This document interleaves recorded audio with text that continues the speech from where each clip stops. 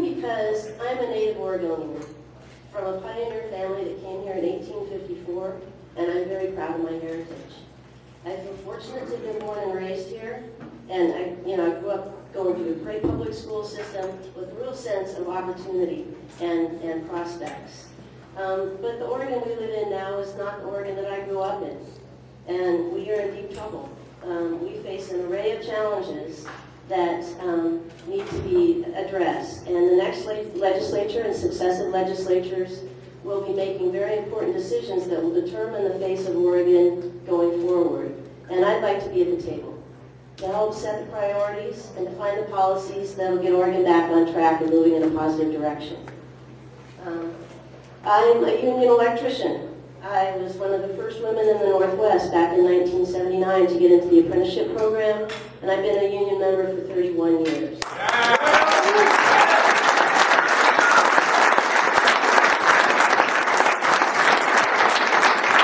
I'd like to bring my real-world experience to the Oregon legislature.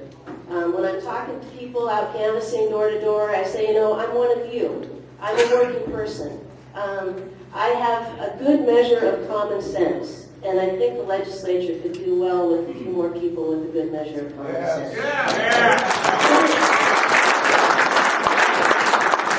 And I intend to be a very strong voice for working people, organized labor, the right to organize, collective bargaining, the whole ball of wax. In my district, the number one thing I'm talking to people about is the fact that there are over 200,000 Oregonians out of work right now, and that's just an unacceptable situation. And there are things that the Oregon legislature can do to change that. One of the first things we could do is get construction workers back to work, building roads, bridges, water systems, the infrastructure for sustainable energy with the green energy projects. And what we need to do in all of this is make sure that those projects go to Oregon contractors, that Oregon people are employed on those jobs, and that Oregon products are used to build those jobs.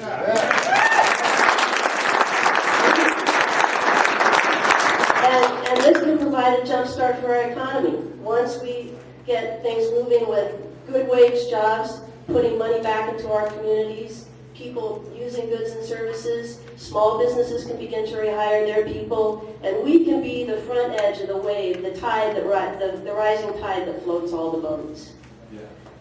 So the things that I'm particularly interested in that are directly related to our concerns that can happen in the legislature are like employment-related daycare, so that people have a safe place to leave their kids so they can get to work. Paid family leave, so that nobody has to choose between paying their bills and being able to take care of a family member.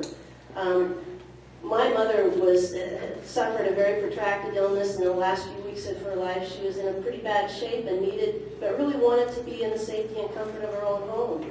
So the employer that I was fortunate enough to work for at the time, EC Company, let me take that time off, and I knew I had a job to come back to. But that was because I had a good employer. That should be everybody's right.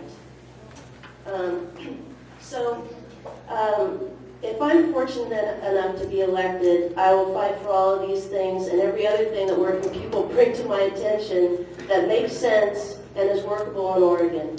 And I'd just like to close by saying the most important thing from now until November 2nd is to make sure that everybody that you know is registered to vote, and that you harass them mercilessly to get their ballots in. Your friends, your family, your neighbors, people you don't even know, just make sure that they vote. Because we need everybody voting. We need a strong voice in the voting population in order to get more strong voices in the legislature. So, thank you very much.